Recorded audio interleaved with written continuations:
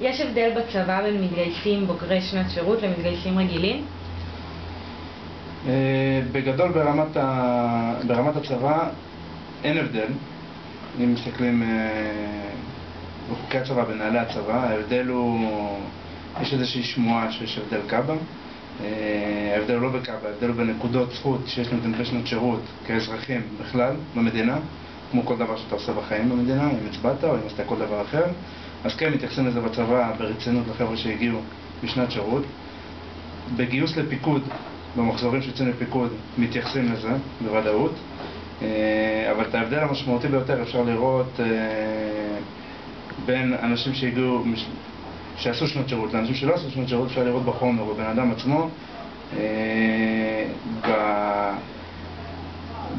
איך הוא מגיע, איך הוא מפקד. המפקד הוא מפקד שונה, החייל הוא חייל שונה, חייל חושב, חייל שבא עם ניסיון, חייל שלא שולף מהמותן, חייל שיודע לחשוב קצת מעבר לפקודות ולנהלים שמכתיבים לו. אז ההבדל בתור חייל שעשה שנות שירות והיה בנחל, יכול להגיד שיש הבדל גדול, אבל מבחינת הצבא ההבדל הוא לא כזה גדול, הוא די מזערי.